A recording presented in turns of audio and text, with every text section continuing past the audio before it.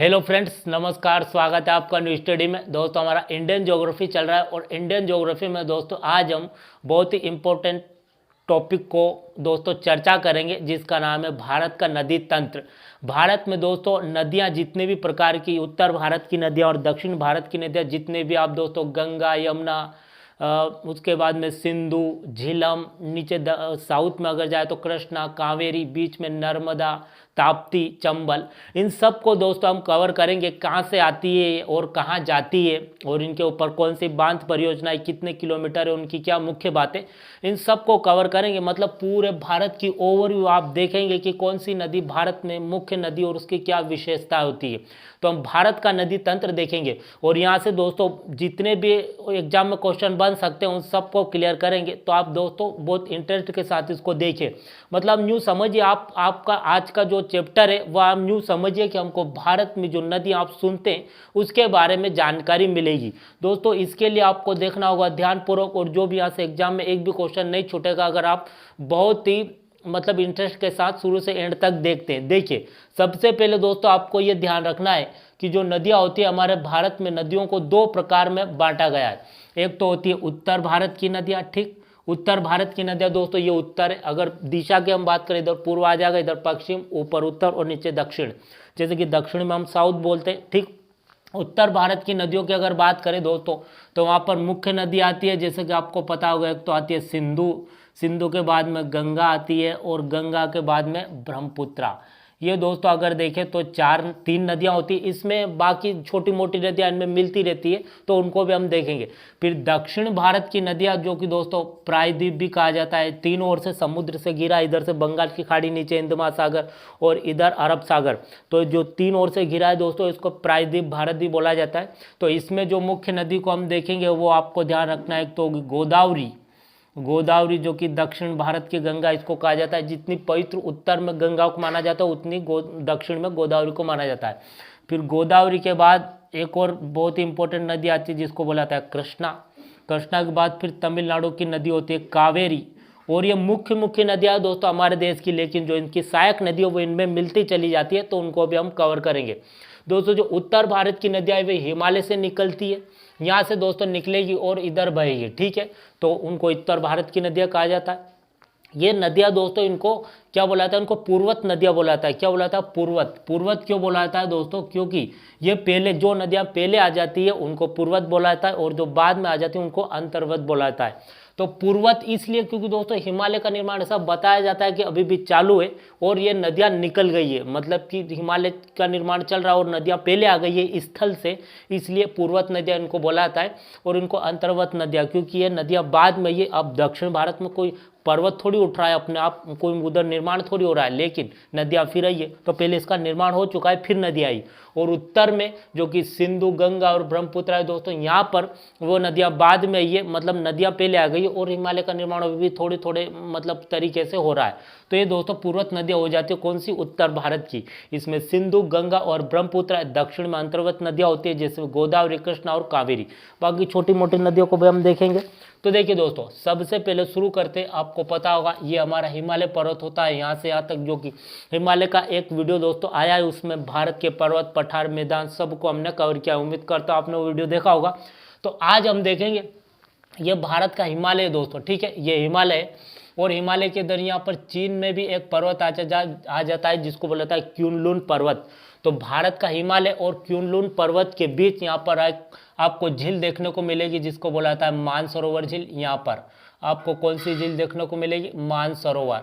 मानसरोवर झील दोस्तों, आप जो लिख रहा है शायद आपको नहीं दिख रहा है, लेकिन आप जो मैं बोल रहा हूँ उस पर आप ध्यान दीजिए और आप दोस्तों इंटरेस्ट के साथ सुनिए कि ये क्या होता है, हमको इसके बारे में जानना है, तो आपको काफ़ी अच्छे से समझ में आ जाएगा। और जो मतलब कठिन वर्ड आ रहे हैं जो आपको याद नहीं हो सकते उसको नोट कर लीजिए, ठीक। तो देखिए दोस्तों, मानसरोवर झील से यहाँ से एक नदी निकलती है जो आपको ध्यान रखना है। सबसे पहले हम सिंधु नदी को देखेंगे।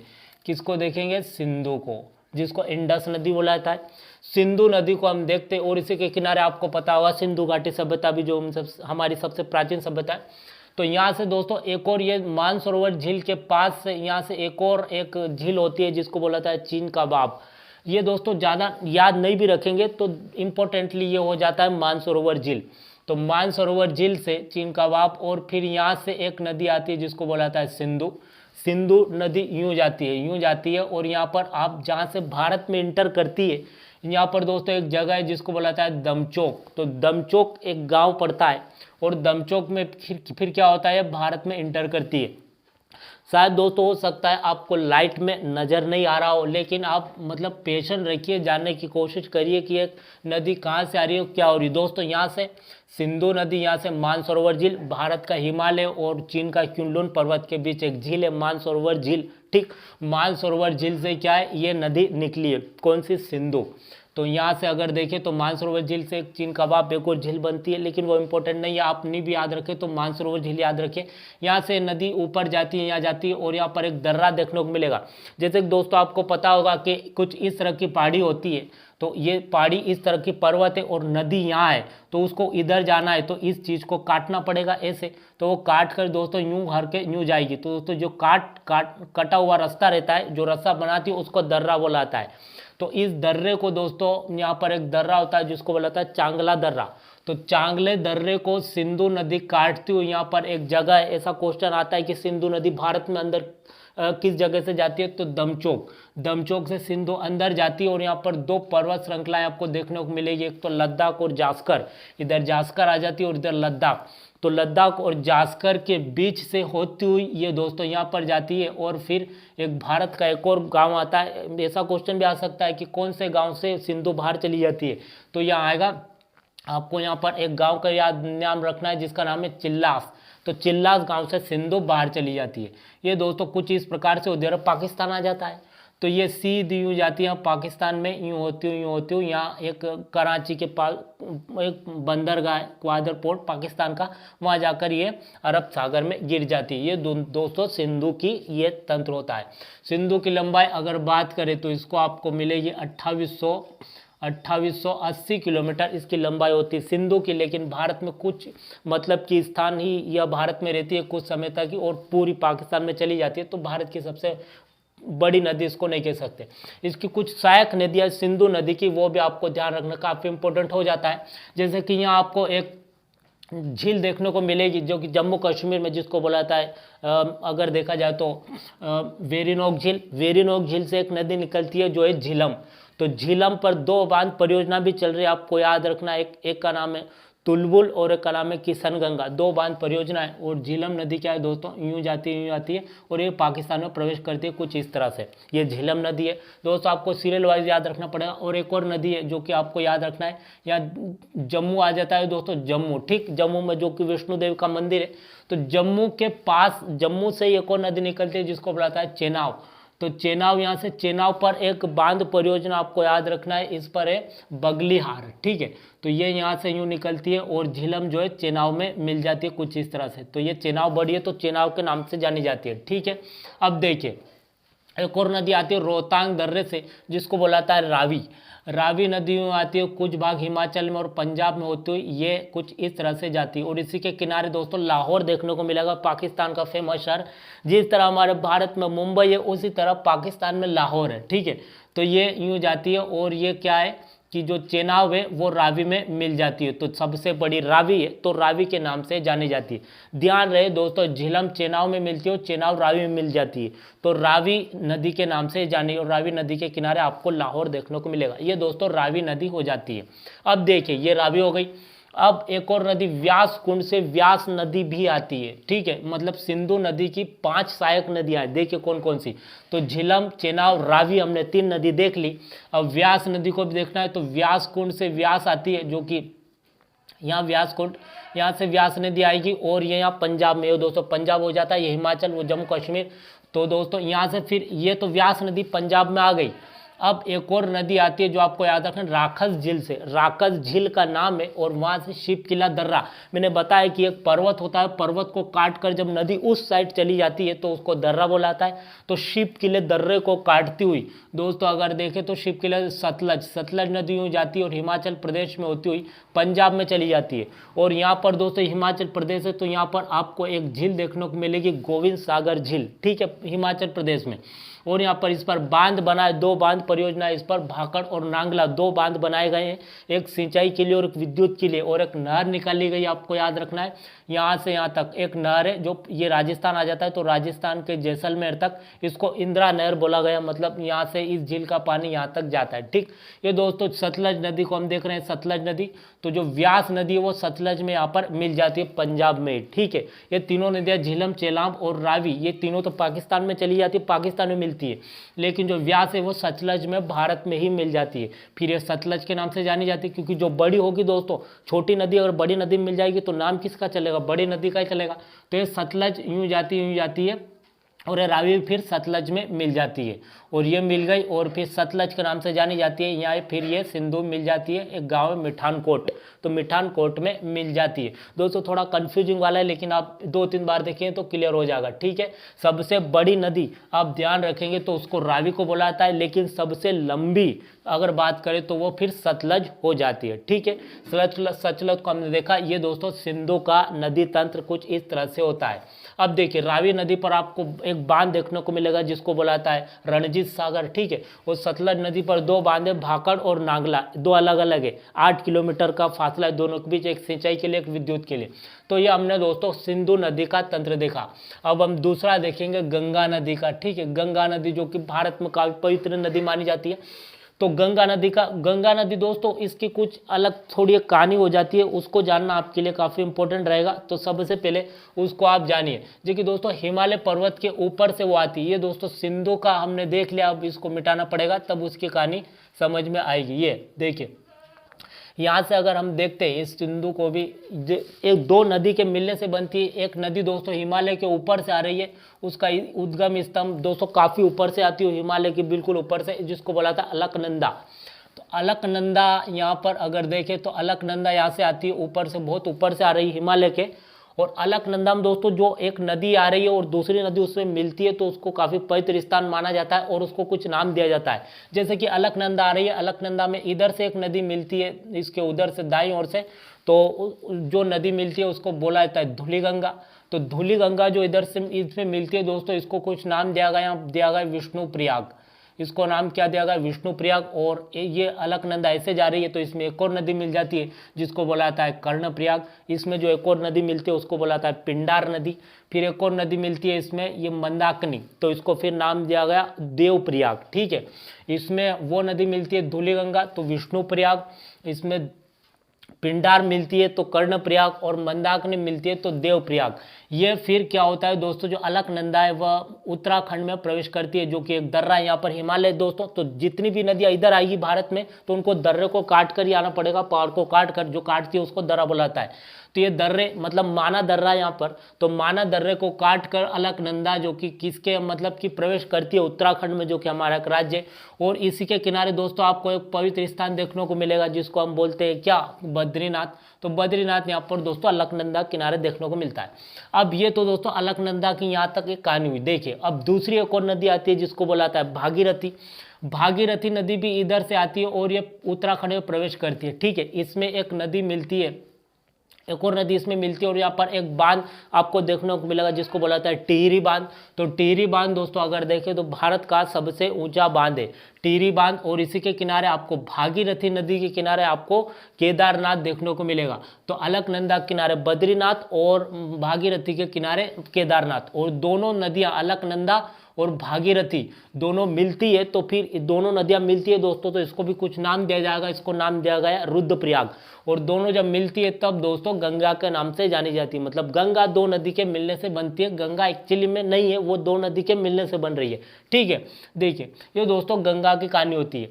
अब देखिए यहाँ से फिर ये उत्तराखंड से होती हुई यहाँ पर ये यूपी में आ जाएगी। ये पूरा यूपी दिख रहा होगा यहाँ से यहाँ तक पूरा मैप में, तो यूपी में आती है, और इसी के किनारे आपको यूपी का फेमस शहर कानपुर मिलेगा। और ये फिर यूपी में होती हुई यहाँ पर ये यूपी बिहार में आ जाती है, ठीक है। बिहार में इसमें कुछ नदियाँ जो कि उधर नेपाल साइड से 3-4 नदियाँ ऐसे मिलती है, जो कि नेपाल से आती है। एक तो आपको कोसी मिलेगी, एक गंडक मिलेगी, और एक घाघरा मिलेगी, ये 3-4 नदियाँ हैं। कोसी नदी दोस्तों हर बार जो कि आप बिहार में बाढ़ आती है इसी समय, इसी नदी से आती है। आप देखते हैं बरसात के समय बिहार में बाढ़ आ जाती है तो वो कोसी नदी आती है। कोसी नदी काफ़ी मतलब कि बिहार का शोक भी कहते हैं कि उसको, कोसी नदी को। और इधर से एक नदी मिलती है दोस्तों नीचे से, वो है एमपी की सोन नदी, जो कि पटना के मतलब किनारे यहाँ पर एमपी मतलब कि मिल जाती है पटना में। आपको पता भी होगा इतिहास, अगर प्राचीन भारत में जो कि उदयन ने गंगा और सोन नदी के संगम पर पाटलिपुत्र नगर बसाया तो ये वही नगर था जहाँ पर अगर वर्तमान का जो पटना है जो बिहार की राजधानी है। तो दोस्तों ये मतलब कि गंगा फिर बिहार में चली जाती है, ठीक है। बिहार में जाने के बाद ये यहाँ पर फिर पश्चिम बंगाल में आ जाती है। पूरा पश्चिम बंगाल आपको दिख रहा होगा, पश्चिम बंगाल में आ जाती है। और इसकी एक शाखा जो कि गंगा की एक शाखा पश्चिम बंगाल इधर आने लगती है, जिसको बुलाता है हुबली। और हुबली के किनारे आपको कोलकाता देखने को मिलेगा, ठीक है। और ये फिर नीचे गिर जाती है, इधर बंगाल की खाड़ी आ जाती है, ठीक। ये फिर गंगा है दोस्तों, ये बांग्लादेश में प्रवेश करती है। ये पूरा बांग्लादेश आपको दिख रहा होगा। ये दोस्तों गंगा बांग्लादेश में, बांग्लादेश तक हमने छोड़ दिया। अब इसकी कुछ सहायक नदियाँ और भी है गंगा की, उसको हम देख लेते हैं। देखिए ये जो गंगा है दोस्तों, ये जो भागीरथी है, भागीरथी यमुनोत्री ग्लेशियर से आती है। मतलब कि जो गोमुखी हिमानी, मतलब कि ऐसा गाय के मुंह जैसा एक वहाँ से ऊपर से गिर रहे हैं, कौन, भागीरथी। तो वहाँ से इसको गंगा, जो कि गंगोत्री दोस्तों एक जिला है उत्तराखंड का, उसी के नाम से उसका नाम गंगा पड़ता है। एक यमुनोत्री जिला है, मतलब उत्तराखंड में आपको एक यमुनोत्री जिला देखने को मिलेगा। वहाँ से एक आती है यमुना, ठीक है। यमुना दोस्तों ये पूरी दूर दूर आती है, मतलब जो यूपी है और उत्तराखंड से कुछ इस तरह से आती है। इधर दोस्तों यहाँ पे गाजियाबाद आपको देखने को मिलेगा, यहाँ पर मथुरा देखने को मिलेगा। फिर मथुरा के बाद में यहाँ पर ये आ जाएगा अपना आगरा। आगरा के जो कि ताजमहल इसी के किनारे बसा हुआ है। और एमपी की भी कुछ नदियाँ इसमें मिलती है यमुना में, जो कि हम देखते हैं चंबल नदी यहाँ से इसमें मिल जाती है, जो कि इटावा में और हमीरपुर में चंबल नदी में बेतवा मिल जाती है एमपी की। और ये यूँ जाती है। यहाँ पर दोस्तों एक और शहर आपको देखने को मिला जिसको बोला था इलाहाबाद, और इलाहाबाद उसका नाम अब प्रयागराज रख दिया गया है। और इलाहाबाद में दोस्तों ये यमुना है जो गंगा में मिल जाती है। तो ये मतलब काफ़ी पवित्र स्थान इसको माना जाता है यूपी में, जो कि पूरे भारत के नज़रिए से अगर देखें, क्योंकि गंगा और यमुना दोनों मिल जाती है। और यहाँ पर दोस्तों हम देखते हैं तो कुंभ का मेला लगता है प्रयागराज में, जो कि अब प्रयागराज हो गया, पहले इलाहाबाद था। तो ये गंगा, और गंगा की दोस्तों ये सहायक नदियाँ हो जाती है। और फिर गंगा को हमने बांग्लादेश तक तो देख ही लिया। गंगा की लंबाई 2525 किलोमीटर, भारत की सबसे लंबी नदी इसको माना जाता है। और यमुना की लंबाई 1310 किलोमीटर है, ठीक है। अब देखिए गंगा को दोस्तों हमने बांग्लादेश में छोड़ दिया था। तो अब देखिए यहाँ से मानसरोवर झील से दोस्तों, मानसरोवर झील जो कि सिंधु निकली थी, वही मानसरोवर झील। यहाँ से एक और नदी आपको देखने को मिले जिसको बोलाता है सांगपो, ठीक है। क्या बोलाता है, सांगपो बोलाता है। सांगपो की लंबाई आपको देखने को मिलेगी 2900 किलोमीटर, लेकिन भारत में सिर्फ 915 किलोमीटर ही बहती है, इसलिए इसको भारत की सबसे लंबी नदी नहीं कह सकते। तो देखिए मानसरोवर झील से दोस्तों ये मतलब सांगपो कुछ इस तरह से यूँ आती है, यूँ आती है। और यहाँ पर आपको नामचा बारवा नाम की एक जगह मिलेगी, जो दोस्तों नदी फिर उसको इधर आना है तो दर्रे को काटेगी, पर्वत को काटेगी, दर्रा बनाएगी। तो दोस्तों यहाँ पर ये आगे अब दर्रा आपको देखने को मिलेगा। और जैसे ही अरुणाचल प्रदेश ये राज्य हो जाता है भारत का, अरुणाचल प्रदेश, जैसे ही अरुणाचल प्रदेश में प्रवेश करती है, इसको नाम यहाँ पर इसका हो जाता है दिहांग, इसका दिहांग नाम हो जाता है। कुछ इसमें सहायक नदियाँ मिलती है जो आपको याद रखना है। यहाँ से अगर मिलेगी लोहित नदी मिलेगी, ठीक है। इधर से तीस्ता नदी मिलेगी, ठीक। तो ये दोस्तों फिर क्या है, यहाँ पर असम में प्रवेश करती है, कौन, तो यहाँ पर दोस्तों इसको मतलब सांगपो बोला जाता है। अरुणाचल प्रदेश में जैसे आती है उसको दियांग बोला जाता है। ये असम में जैसे आती है फिर इसको ब्रह्मपुत्रा बोला जाता है, ठीक है। और फिर ये बांग्लादेश में प्रवेश करती है, बांग्लादेश हो जाता है। तो बांग्लादेश में जैसे ही प्रवेश करती है इसका नाम हो जाता है जमुना। तो दोस्तों ब्रह्मपुत्रा को बांग्लादेश में जमुना बोला जाता है। और इधर से गंगा है दोस्तों, गंगा को हमने छोड़ा यहाँ पर। तो गंगा और यमुना, मतलब ये गंगा और ये जमुना दोनों मिल जाती है तो फिर इनका नाम हो जाता है पद्मा। मतलब गंगा और जमुना के मिलने से हो जाता है पद्मा। और बांग्लादेश की एक और नदी है जो कि वहाँ की मतलब कि मेघना, तो मेघना नदी में पद्मा मिल जाती है तो फिर मेघना बनकर ये नीचे गिरती है, मतलब गिरती तो नहीं दोस्तों, डेल्टा बनाती है, सुंदरवन का डेल्टा जो सबसे बड़ा डेल्टा है। दोस्तों कंफ्यूजिंग ना हो, ये यहाँ पर सांगपो बोला जाता है, मतलब तिब्बत में, ये तिब्बत है दोस्तों, ठीक, जो कि चीन का एक भाग बन गया। फिर जैसे अरुणाचल प्रवेश करती है ये जो सांगपो, इसका नाम मतलब कि ये हो जाता है दिहांग। और असम में आती है तो ब्रह्मपुत्रा हो जाता है, और बांग्लादेश में आती है तो जमुना हो जाता है। जब गंगा और जमुना दोनों मिल जाती है तो पद्मा हो जाता है, और पद्मा में फिर मेघना मिल जाती है, तो मेघना नाम से यह मतलब कि बंगाल की खाड़ी में मिल जाती है। ये दोस्तों उत्तर भारत की नदियों को हमने कवर किया, जो कि सिंधु को भी देखा और हमने गंगा को भी देखा और हमने ब्रह्मपुत्र को भी देखा। ठीक है, अब हम देखते हैं दोस्तों कुछ दक्षिण भारत की नदियों, उनको भी आपको याद रखना काफ़ी जरूरी हो जाता है, जो कि गोदावरी, कृष्णा और कावेरी को हम देखते हैं। देखिए दोस्तों, ये पूरा महाराष्ट्र हो जाता है। महाराष्ट्र को आपको यहाँ एक जिला देखने को मिला जिसको बुलाता है नासिक। नासिक जिले के त्रिम्बलेश्वर पर्वत, जो कि एक पर्वत है, एक पर्वत से निकलती है कौन सी, गोदावरी। तो गोदावरी दोस्तों ये महाराष्ट्र कुछ इस तरह से गोदावरी जाती है। यहाँ पर आपको जिला एक देखने को मिलेगा नांदेड़, तो यहाँ से गोदावरी जाती है। इसके अंदर एक नदी मिलती है जिसको बुलाता है पूर्णा। पूर्णा गोदावरी मिलती है, तेलंगाना हो जाता है। दोस्तों आपको राज्य पता होना चाहिए, भारत का मैप तो आपको काफ़ी इंटरेस्ट आएगा। देखिए ये महाराष्ट्र से सीधी इधर तेलंगाना में प्रवेश करती है कौन, गोदावरी। गोदावरी की लंबाई आपको देखने को मिलेगी 1465 किलोमीटर, और इसको दक्षिण भारत की गंगा कहते हैं। मतलब उत्तर में सबसे पवित्र गंगा को माना जाता है, तो दक्षिण में गोदावरी को, और सबसे बूढ़ी गंगा वृद्ध गंगा भी कहते हैं, मतलब सबसे पुरानी नदी, प्राचीन नदी है। देखिए ये गंगा तेलंगाना प्रवेश करती है। और फिर क्या इसमें जो पूर्णा मिल गई है, और एक और नदी एमपी की, जो कि अगर देखते हैं तो यहाँ से वेनगंगा आती है, और इधर से अगर देखिए बैतूल से, छिंदवाड़ा के अमरवाड़ा से एमपी है दोस्तों, तो छिंदवाड़ा एक जिला, वहाँ के अमरवाड़ा एक जगह है, वहाँ से वेनगंगा आती है, और इधर से वर्धा आती है। तो वेनगंगा और वर्धा मिलती है, तो इसका होता है प्राणहिता नाम बन गया यहाँ पर, वर्धा और पेनगंगा के मिलने से। फिर ये तेलंगाना में प्रवेश करती है, और क्या ये प्राणहिता जो है ये गोदावरी में मिल जाती है। तो दोस्तों ये गोदावरी फिर यहाँ से ये तेलंगाना हुआ, तेलंगाना फिर आंध्रा में प्रवेश करती है, और आंध्रा में प्रवेश करने के साथ यहाँ पर ये बंगाल की खाड़ी है, बंगाल की खाड़ी में दोस्तों गिर जाती है। ठीक है, यहाँ पर आपको कोल्लेरू झील देखने को मिलेगी, या विजयवाड़ा, तो विजयवाड़ा के पास, कोल्लेरू झील के पास गोदावरी, जो कि 3 स्टेट में बहती है, मतलब कि त्रिम्बलेश्वर, नासिक जिले के त्रिम्बलेश्वर पर्वत से निकलती है, 1465 किलोमीटर की लंबाई, आंध्रा में, तेलंगाना में, महाराष्ट्र में, तेलंगाना में और आंध्रा में जाकर ये बंगाल की खाड़ी में जाकर मिल जाती है। ये दोस्तों गोदावरी की कहानी होती है।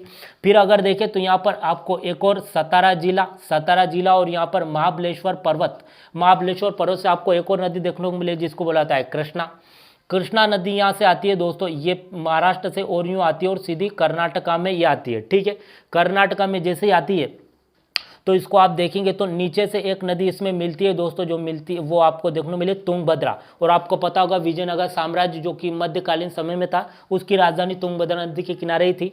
तो तुंगभद्रा नदी भी इसमें मिलती है, और ऊपर से मिलती है भीमा नदी, तो इसमें किसमें मिल जाती है, कृष्णा में। और यहाँ पर आपको एक बांध भी देखने को मिलेगा जो कि मेटर बांध यहाँ पर आपको कर्नाटक में देखने को मिलेगा, किस पर, कृष्णा नदी पर। और ये फिर दोस्तों ये बीच में आंध्रा और तेलंगाना की बॉर्डर बनाती हुई कुछ इस तरह से यूँ जाती है, और आंध्रा में जैसे ही जाती है यहाँ पर एक और बांध देखने को मिलेगा, आंध्र पर नागार्जुन सागर बांध, किस पर, कृष्णा नदी पर।